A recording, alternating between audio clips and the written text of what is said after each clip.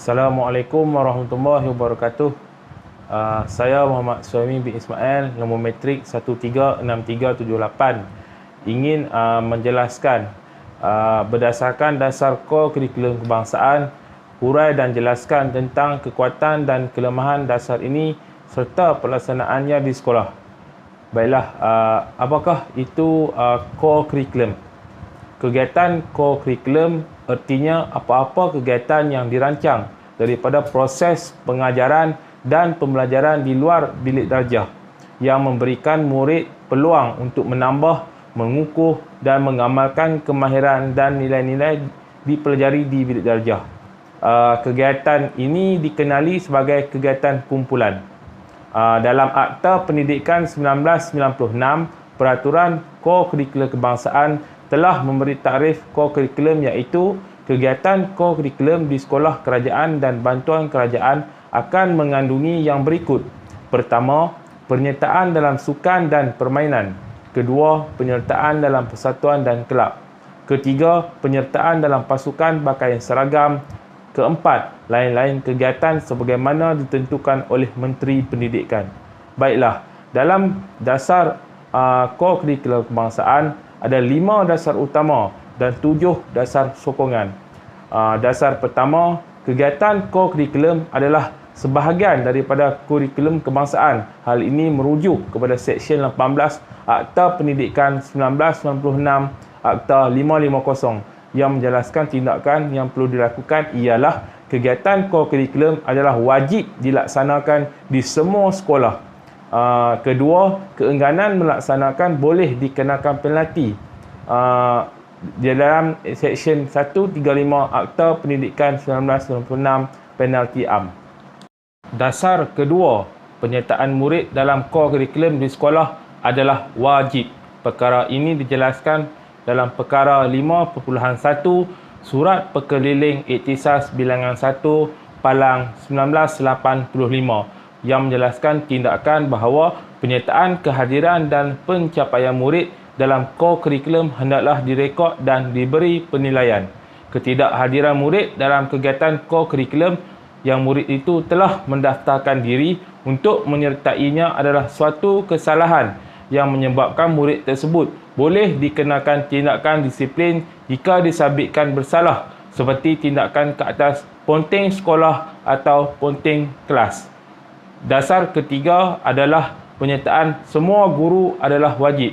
Dalam pelaksanaan sekolah, tindakan seperti berikut adalah setiap orang guru di sekolah hendaklah secara bertulis diberi tugas dan tanggungjawab yang spesifik, terperinci dan kuantitatif dalam bidang core kurikulum di sekolah seperti yang dilakukan dalam bidang kurikulum.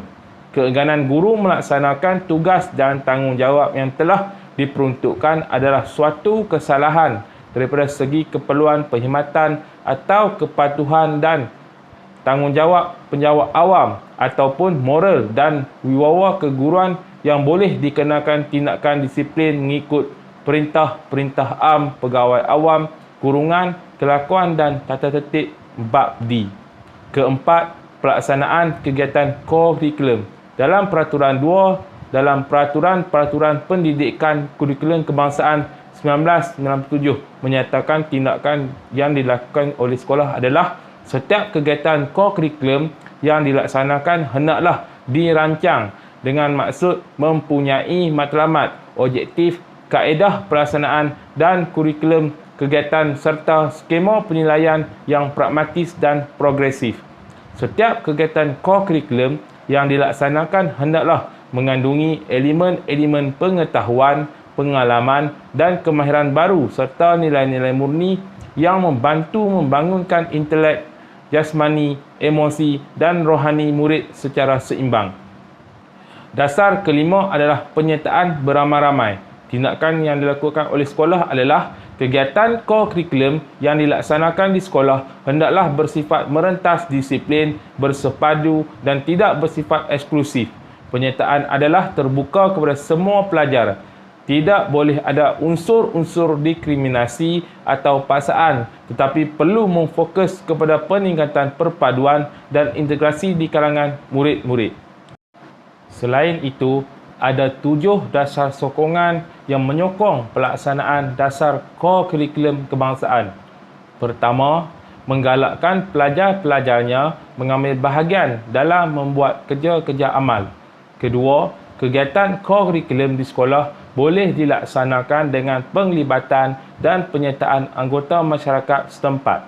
Ketiga, Kementerian Pendidikan amat menggalakkan murid bergiat dalam kegiatan pasukan pakaian seragam yang berdaftar. Keempat, membenarkan pihak sekolah menganjurkan program lawatan pendidikan murid semasa waktu persekolahan secara terancang serta penlibatan ibu bapa yang berminat untuk menyertai lawatan-lawatan tersebut. Kelima, murid di sekolah perlu diberi ruang untuk mengembangkan potensi. Keenam, sekolah hendaklah memberi penghargaan kepada guru dan murid atau orang perseorangan. Yang terakhir, sekolah mewujudkan peluang kepada murid mengembangkan bakat dan potensi diri dalam bidang core kurikulum yang mereka minati ke peringkat yang lebih tinggi sehinggalah ke peringkat antarabangsa. Murid juga sebaik-baiknya diberi peluang memperagakan bakat dan kecemerlangan kepada masyarakat awam. Baiklah, apakah kekuatan pelaksanaan dasar core kurikulum kebangsaan? Di sini saya melihat dan menyenaraikan 7 kekuatan pelaksanaan dasar core kurikulum kebangsaan. Pertama, murid-murid dapat menambahkan pengetahuan dan pengalaman hidup serta kemahiran baru yang tidak dipelajari dalam kelas. Contohnya, aktiviti kawat kaki, perkemahan dan juga aktiviti kemasyarakatan. Kedua, murid dapat mengembangkan potensi diri ke arah lebih maju serta menjadi prospek kerjaya di masa hadapan. Contoh boleh dilihat adalah badan beruniform di sekolah adalah salah satu pengenalan kepada bidang kerjaya uniform seperti polis dan tentera. Tambahan pula, jika seseorang pelajar mempunyai bakat yang terpendam, mampu digilak dan dijadikan kerjaya di masa depan. Yang ketiga, pelaksanaan aktiviti core kurikulum dapat memupuk perpaduan antara kaum di sekolah. Melalui aktiviti core kurikulum, perpaduan kaum dapat dipertingkatkan dari gerak kerja, aktiviti kumpulan dan sebagainya. Keempat, melatih murid lebih berdisiplin dalam pengurusan masa. Hal ini kerana aktiviti core kurikulum berjalan selepas waktu persekolahan. Jadi secara tidak langsung, masa murid tidak terbuang begitu saja dengan aktiviti tidak berfaedah seperti melepak, merayau dan sebagainya. Aktiviti core kurikulum melatih murid lebih berdisiplin dalam soalan tanggungjawab dalam semua aspek sasiah diri. Seterusnya, wujud kerjasama antara guru, murid dan masyarakat ketika berlangsung aktiviti core kurikulum. Kerjasama ini dilihat dari sudut aktiviti luar yang dilakukan oleh pihak sekolah seperti berurusan dengan pihak luar. Secara tidak langsung, pelibatan murid dengan pihak luar mampu menghapus perasaan malu dan melatih komunikasi murid dengan lebih berkesan. Kekuatan seterusnya adalah guru terlatih akan dilahirkan dalam menguasai suatu bidang. Hal ini membolehkan kos prasarana seperti latihan dapat dijimatkan dalam mencari orang yang berkelayakan. Sebagai contoh, dalam sukan bola sepak, sekolah tidak perlu memanggil jurulatih luar untuk melatih, malah menggunakan tenaga guru yang ada pengalaman bermain bola sepak sebagai tenaga pengajar. Akhir sekali, wujud persaingan sihat dalam kalangan sekolah-sekolah apabila kejohanan di peringkat sekolah, daerah maupun negeri dilaksanakan. Perkara positif seperti ini mampu melahirkan atlet di peringkat negara dengan sokongan di peringkat akar umbi sendiri. Sebagai contoh, sukan bola sepak dan olahraga antara sukan yang popular dan menjadi perhatian di Malaysia untuk diserapkan di peringkat tertinggi. Baiklah, apakah kelemahan pelaksanaan dasar core kurikulum kebangsaan? Apa yang boleh kita lihat adalah yang pertama, bidang kegiatan core kurikulum yang meluas menyebabkan murid tidak didedahkan dengan semua aktiviti core kurikulum. Di sini kita boleh lihat aktiviti di sekolah tidak mampu dilaksanakan semua dan hanya bergantung pada budi bicara sekolah dan persekitaran. Sebagai contoh, kelab teater, bola keranjang, kriket dan aktiviti seumpamanya tidak dilaksanakan di sekolah luar bandar berbanding sekolah bandar disebabkan tiada pendedahan dan tiada hala tuju sekolah. Sumber kewangan yang terhad juga antara kelemahan dalam melaksanakan core curriculum sekolah. Sekolah hanya mampu mengutip yuran dan sumbangan PIBG dalam melaksanakan aktiviti.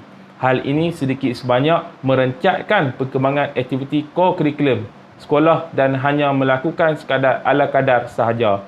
Ketiga, kemudahan dan kebakaran guru yang terhad.